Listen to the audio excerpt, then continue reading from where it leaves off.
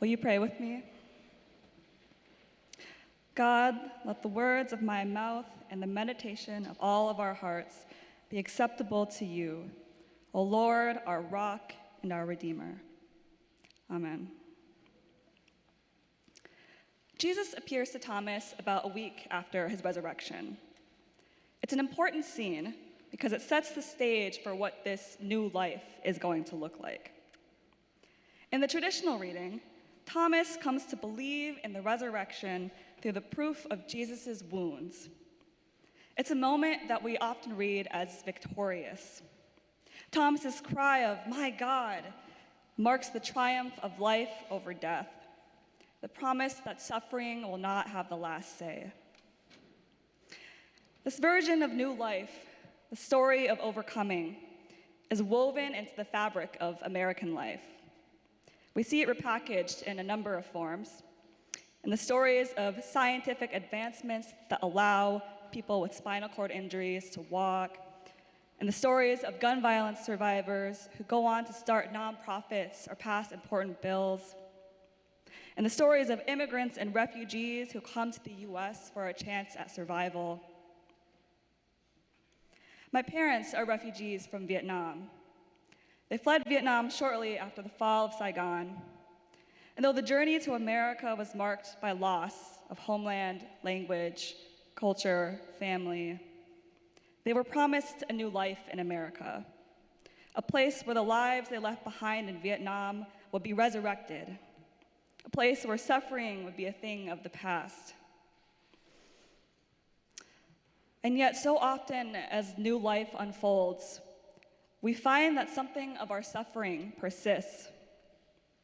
Even as immigrants and refugees began new lives in America, many continue to grieve the smells and sounds of their homeland, the families they left back home. They struggle to learn the new language. They face racial violence and xenophobia, high rates of depression and PTSD. Though the American dream promised triumph to anyone who was willing to work for it, many immigrants and refugees find that this is not the reality of their new lives.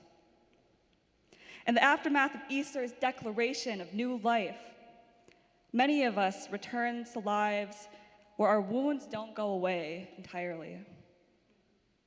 Communities around the world still live in the rubble of war even after peace treaties have been signed. Those who have lost loved ones return to grief that continues long after the flowers and baked goods have stopped coming. People with long COVID return to debilitating symptoms that linger long after the virus has left their bodies. Young people return to high rates of mental health struggles even as life has supposedly returned to normal. This is supposed to be the new life. So why doesn't it feel like the victory we were promised? In a world where suffering seems to continue, the call to believe in this triumphant, shiny, clean new life can sometimes fall a little flat. And when the only story we can tell about our suffering is that the promise of new life conquers, is it possible that we miss bearing witness to stories where that doesn't feel so clear? If you read the story in John again, it doesn't always read as triumphant or victorious. It's actually a little ominous. Jesus suddenly appears through a closed door, almost like he's a ghost. He invites Thomas to put his hand inside the wound, implying that the wound is still open. Somewhere in the popular reading of the story, we have forgotten that Jesus' body here is not a perfectly healed, triumphant body. It's still wounded, ghostly. It bears the marks of his suffering. Different gospels have different ways of dealing with the issue of Jesus' ghostly body. In Luke, Jesus explicitly tells his disciples, "I am not a ghost. Look, I'll even eat something to prove that I'm not a ghost." Some versions of Luke don't even mention his wounds. In her book, Resurrecting Wounds, theologian Shelley Rambo writes that Jesus' open wounds pose a problem to the Christian story. They resist our tidy narratives of life conquering death. And so often the Christian response is to look away from the wounds, pretend they're not there. But our inability to pay attention to Jesus' wounds has implications for our own wounds. We start to think that new life happens when our wounds are gone. And for those living with wounds that remain, the wounds of trauma, violence, grief, new life becomes a hypothetical future that never seems to fully arrive. But maybe the story in John testifies to something else, a different kind of new life unfolding in the wake of Jesus' resurrection. A new life marked not by a call to believe, but by a call to witness. John is known as the most spiritual gospel. It's the gospel most concerned with portraying Jesus as the Son of God. So Jesus could have risen in a perfect, unmarked body, but he doesn't. His wounds remain.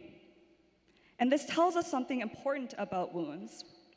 They're an important part of the story because wounds call for a witness. You see, the first thing Jesus does when he sees Thomas is show him the wounds and ask for his touch. He does this and he asks Thomas not to doubt, but to believe. And we often interpret this as Jesus showing Thomas the evidence and telling him to adopt the right thinking. But the Greek word for belief, pistos, can also be translated as trustworthy or faithful, words that imply relationship. An alternative translation might read, do not be without trust. Trust and be trustworthy. So perhaps the story is less about belief conquering doubt and more about witnessing to one another's ongoing pain, allowing ourselves to be changed by what we see. Jesus is showing Thomas what it means to be entrusted with someone else's wounds, to not turn away from pain that resists easy explanations or happy endings. Jesus points to a new life that might carry traces of past suffering, but that also promises a witness to that suffering. And just as Jesus invites Thomas to witness to his open wounds, so we are called to do the same, to invite others into our ongoing woundedness, and to enter into the ongoing woundedness of others, trusting that our witness to one another is a necessary part of our healing. This is the promise of new life. The new life that Jesus invites us into is not just the triumphant defeat of all suffering. It's not the perfect, uncomplicated healing of wounds. In this new life, we are invited into the healing touch, the divine witness of someone who loves us. A life in which we do not need to fear the remnants of the past that we carry into the present, because someone is there to witness it with us. For immigrant families like mine, this new life is parents and grandparents telling the story, inviting the next generation as their witnesses to both healed and open wounds. This new life is the grandchildren learning the language they were never taught, learning to love the culture that was left behind, witnessing to the past, both the suffering and the joy. So we turn from Easter toward this new life, a life where the triumph over death isn't always as obvious as we'd like it to be.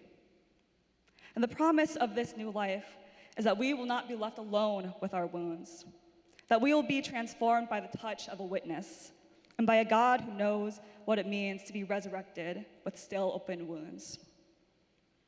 Thank you.